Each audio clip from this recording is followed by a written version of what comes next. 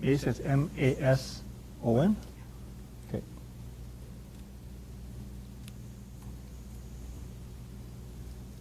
Hello, welcome to Red River Kart Adventures. This is Meet Up with Mason. I'm your host, Mason, and we have a special guest named Ken. Good morning. Okay, so Mason, I'm going to have to look through the menu and pick out a background. Okay. And people sometimes call me a cartoonist because it's easier to say than caricaturist. And caricaturist is easily pronounced by thinking of a cat, a car and a cat and a tourist.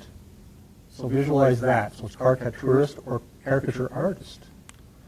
And while Mason is picking out a background, I have a multitude of backgrounds here for people to pick because it's easier for people to enjoy looking through an album like this. Now Mason is picking out his right now. And have you made your choice, Mason, Paul? Yeah. That's what you have, right? Yeah, the zombie guy. Okay. So Mason has picked out a background, and all these backgrounds I created at my studio on a drawing board. And here's one that Mason has selected. It's a zombie. And it's a cultural favorite. But all these backgrounds are drawn in my studio, like I said, and of course I scan them into a program, into Photoshop, and then of course I put them into this format and print them out on my printer. And I have a large format printer, it's 11 by 17. You know? So computers have become a great aspect of an artist, especially a cartoonist. I guess you would call it his vocabulary or his equipment. The other piece of equipment that I have is really essential is, of course, the brush pen, and this is a Japanese brush pen. And of course, it's made by Pentel. They're very expensive, but they're wonderful because it's actually a brush, so I don't have to keep on dipping my brush into an ink bottle. And so it all flows into the tip. And I have several different varieties of this. As they get older, they get a little bit thicker, so I can use this one for really fine point. I have other ones that are actually color-coded to tell me which ones are actually a thick end. Now, another thing that caricature artists or artists, period, never should go without is actually a pencil. And of course, this is a technical pencil that you can buy anywhere, at Walmart or any art store. And of course, the lead descends, of course, into the tip so that I don't have to worry about sharpening my pencil continually, right? And another thing that artists always need is an eraser. And the eraser, although accountants may think of it as actually taking care of mistakes and erasing things, artists, this is actually an important tool where we can take away, after we're doing your ink drawing, we can take away pencil lines so the drawing looks cleaner. But also, when you're drawing with pencil exclusively, this can actually be used for actually creating highlights and that sort of thing. So an eraser is the essential part of the equipment as well. And as you can see, I have an easel, and they're easily acquired at art stores. And of course, I have my drawing surface, which is actually homemade with a clip at the top. This is from a old clipboard, and this is actually fashioned out of a piece of masonite, and I've used this for years. Now, the art surface, of course, has to be at the same angle as the person you're drawing, because it's much easier for my eye to move from here to Mason and back again, as opposed to if you're drawing on a flat surface looking up at the person, your brain is having to go through a lot of work to flatten out the image that you want to draw. So that's the first rule. Although there's nothing wrong with drawing on a flat surface, that's fine. But if you want to draw somebody, try to get an easel, a flat surface, and you're good to go. All right. So I'm going to begin by drawing Mason, and he already has a wonderful smile, doesn't he? Now the thing about drawing people, of course, is to get a sense of proportion. And there are many, I guess, basic rules to drawing someone. And one of them, of course, is to actually have the person in as close as you can get them, like this. And I personally start drawing with the chin. Other artists start drawing from the center of the face out. But because I have pre-drawing images, I want to start from basically the chin, just above the neck of my pre-printed image. And so I draw just a little line in, and another little line actually just to show the curl of his chin right here. And of course now comes his smile. Now when I draw a smile, I try to capture the attitude of the person as well as just the general shape of their face. And everything's about proximity, right? And so now I've drawn his chin, and I notice that the distance from the end of his chin to his mouth and from his mouth to the bottom of his nose is tighter. It's a smaller space, and so I take that into account. And so it's all about proportion and distance. All right, now I'm drawing his nose, and I'm drawing basic shapes. Now the thing about drawing a caricature is to draw shapes.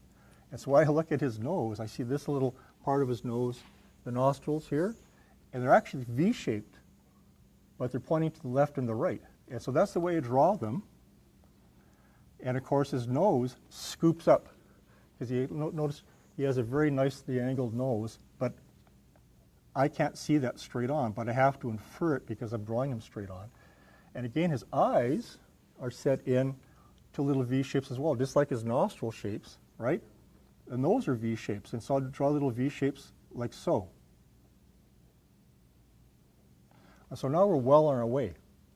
Now the thing about drawing in pencil is that it's just a general guide, that there are times when I see that I've made an error in judgment, and I can actually shift the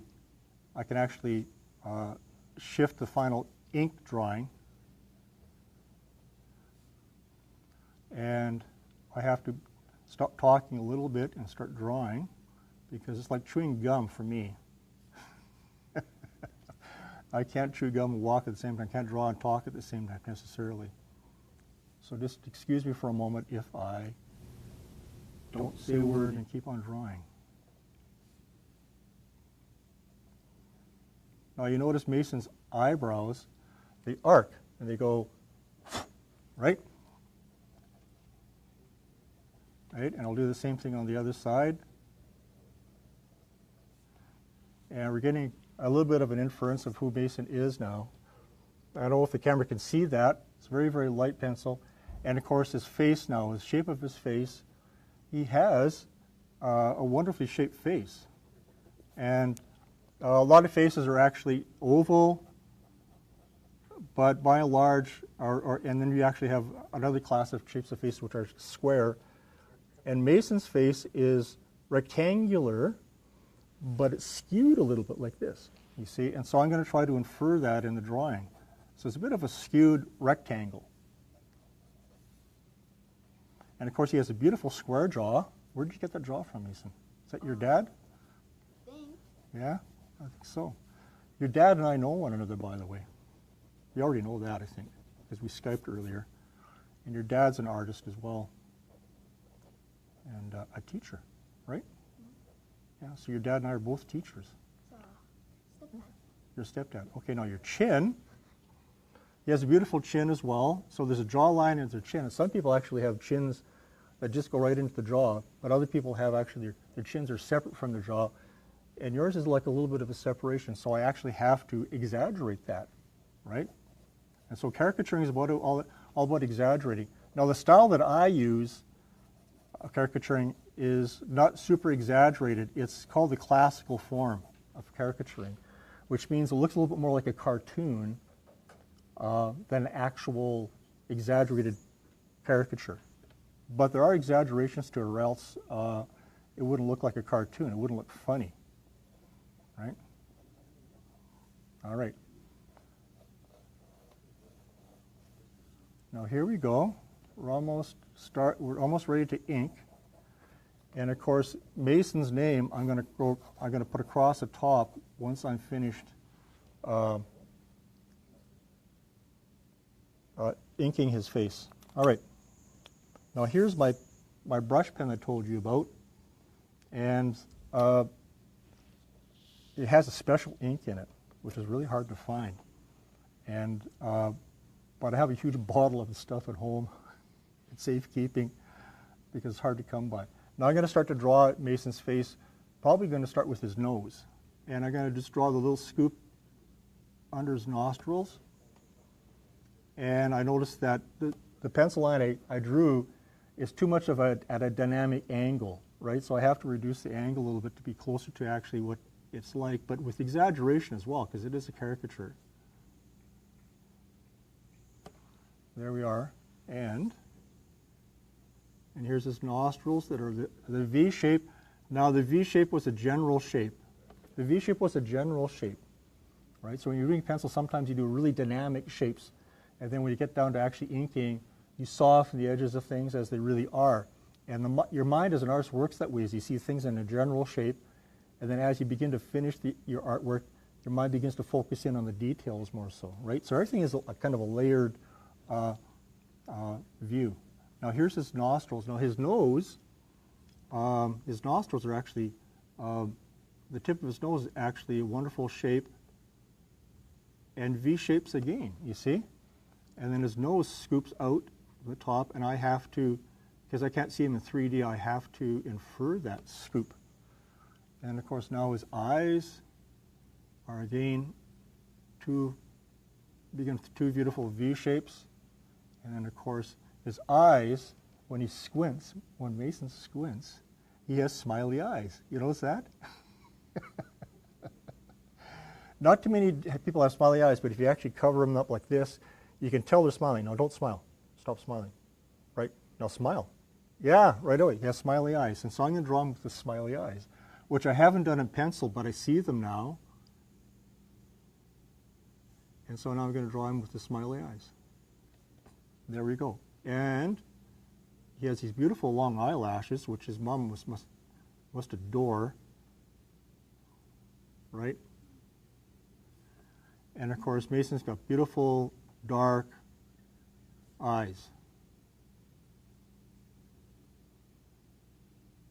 And I'm going to give him extra eyelashes. And of course, then his eyelids. And his eyelids are hardly discernible when he smiles. And of course, his eyebrows. Now, everybody's eyebrows are different.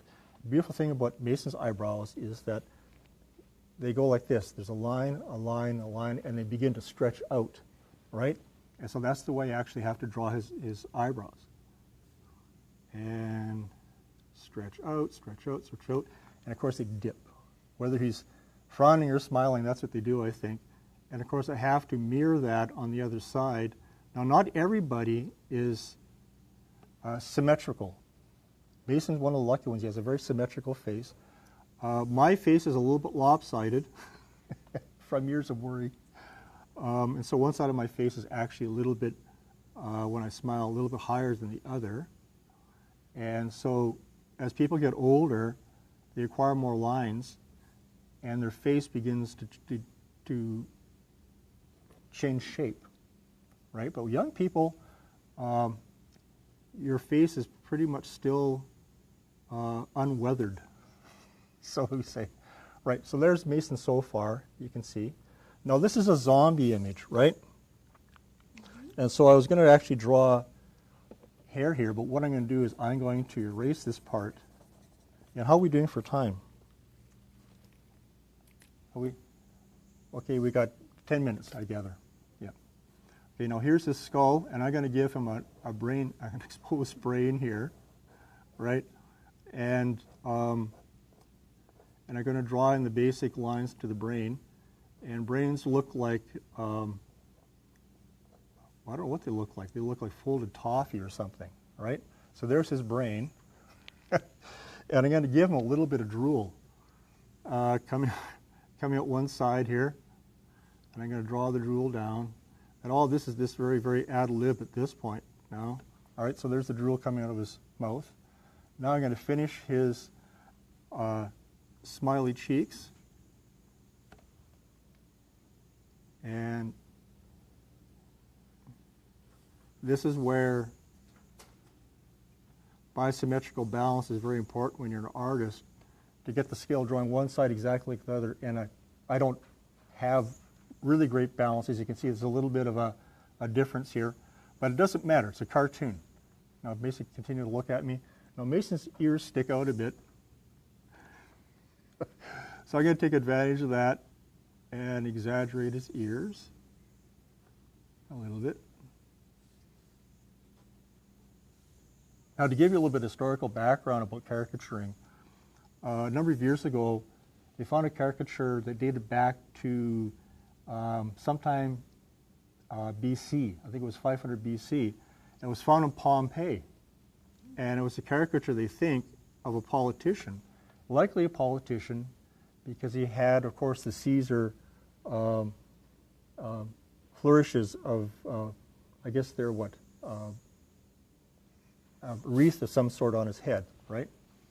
And of course, it's the first known caricature they have of anyone, and it's excellently done. So look it up if you can Google, just say caricature Pompeii, and you can take a look at one of the first caricatures ever drawn. And of course, it was of a politician, which is of no surprise, because I think they're probably just as much a focus of attention back then as they are now.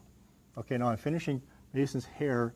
Now, hair is really important to get a sense of it, and try not to think of it as being hair, but of something else. And so if you look at Kevin's hair, kind of fingers out, his hair kind of this kind of thing to one side and the other and up the middle, right? And so I'm trying to infer that. And of course, then he has very spiky hair. It's really nicely cut. And I'm kind of getting there with this. All right, now it comes for the skull. And this is a favorite of mine, is kind of inferring that he's been injured in a very dramatic way. And of course, and here's the brain being drawn. And Mason's probably wondering how this is turning out. Yeah. This is quite the birthday present you're getting today. Well, happy birthday, by the way. Oh, thank you. Yeah, and you're 6 or 12 years of age. You're 12 years of age, grade 6, right? Yeah. That's it? Yeah. Yeah. When I was your age, I was getting in trouble constantly for drawing in class. And in grade 6, actually, I had a teacher, Mr. Waterman, who took me aside, and I thought I was going to be sent to the office or really bawled out. And he told me, do you know that there are people that make a living at this, and they're called commercial artists? And I was amazed. And my life made a shift at that point, because now I could identify with something. And that's the power of teaching. So if you have a teacher and who has said something to you that's really makes a change for you, find them if you can, if you get older, and thank them so much for what they've done to you. Because Mr. Waterman, I have to say thank you for that. All right, now there's Mason.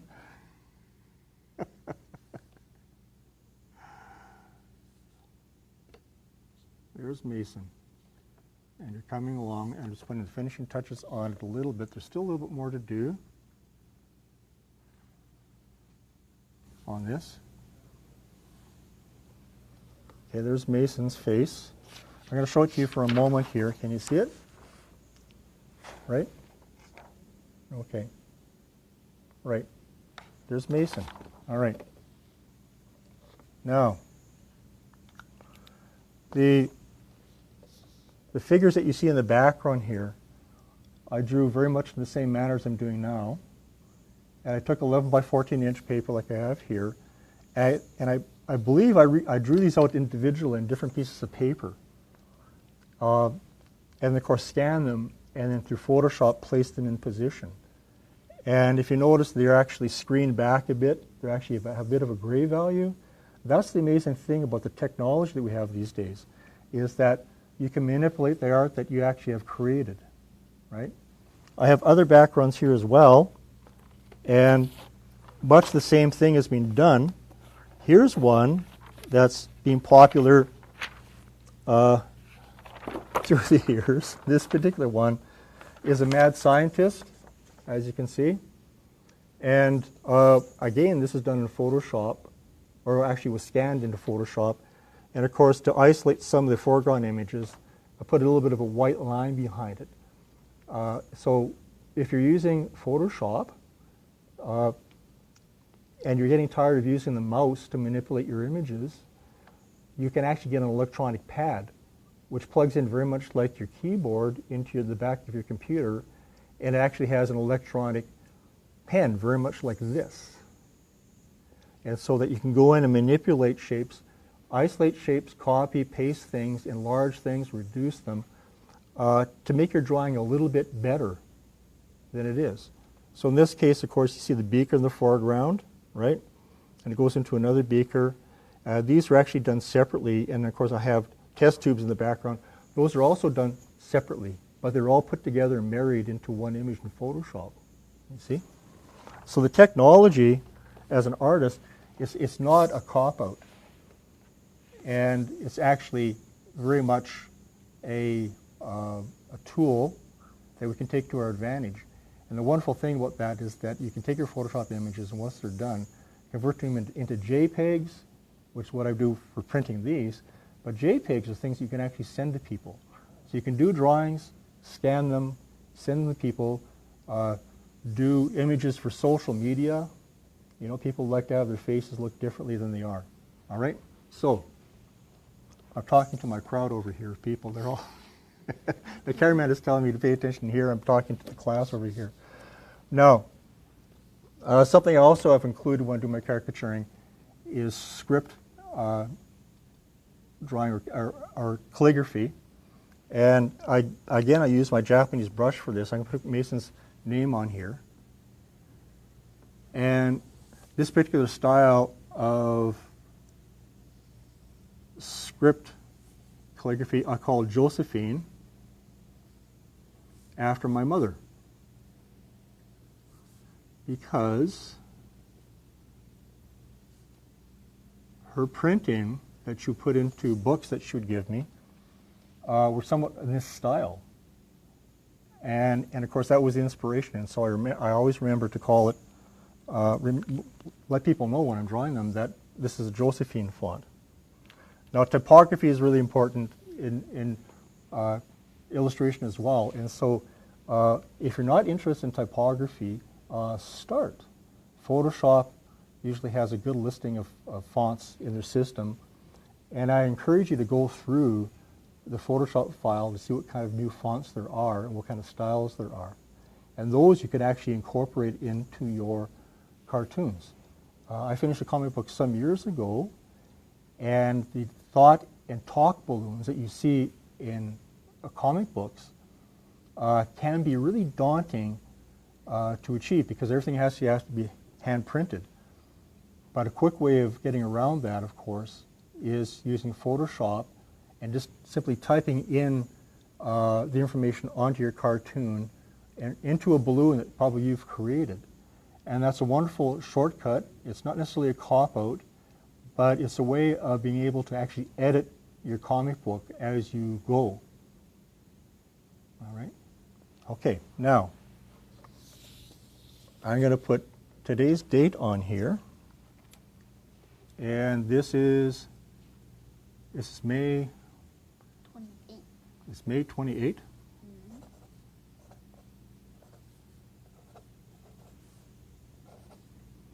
And it's 2020 still. Yeah. All right. And so I'm going to write in here the date so that in years from now, Mason can look at this on his wall, because I'm sure he's going to frame this after I'm done, and he'll be able to remember when it was drawn. And of course, over here, I'm going to draw happy birthday. That's okay, I got an extra. Always have backups, by the way, when you're an artist. This is important. So I just dropped a pencil on the ground, but I have a backup immediately at my disposal, and I have a number of brush pens immediately at my disposal. And so up here I'm going to write down happy, and I'm going to abbreviate and call it B-Day, because I'm running out of room, and it's kind of cool, right? It's a bit of a slang, and that makes it fun.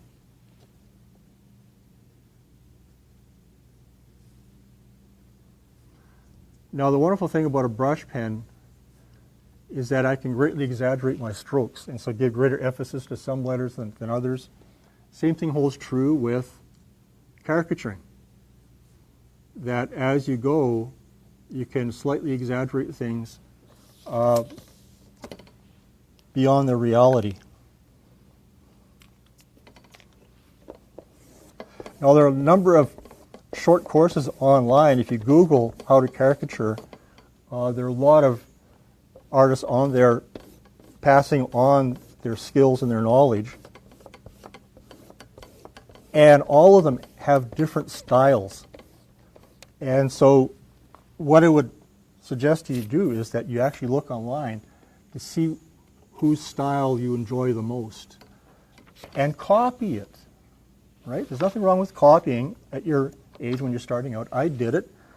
And eventually as you mature, you find your own voice, so writers call it. The same thing with art. You find your style. All right? And I just have to do a little bit last-minute touch-ups on this, Mason. And you're going to be able to take a look. And what I'm doing now is I'm just balancing out the lines I draw in this caricature to the weight of the pre-printed drawing, so they look like they're one and the same image. I just have to accentuate certain things, darken things back. All right? And we're almost there.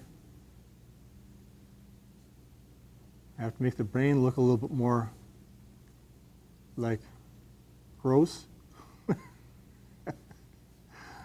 You know? All right. Now, here you go, Mason. Happy birthday. What do you think? That's cool. It is, isn't it? Now, this is the wonderful thing I like about doing this job, is that it's better than sitting in the studio by myself drawing things that I only laugh at. I come out in the public, I draw people, and I get feedback. And people love the work that I do. And that's what it's all about, is having, bring joy into the world in some way or another. And I've done that for Mason, and there he is. Thanks, Mason. You're really you look pretty cool as a zombie. Yeah. Even as a zombie. All right. Thank you for coming. Oh, you're most welcome. Nice meeting you, Mason. Thank you for watching. Goodbye. Yeah, and encourage you to go online, do all the Googling you have to find out what you need for resources. And it's all out there, and don't be afraid of actually buying books. Go to used bookstores and see what they have. Always peruse them, because there are always books available at a decent price to show you how to draw. Right? Mm-hmm. All right. All right. See you. Bye. Bye. Bye, everybody.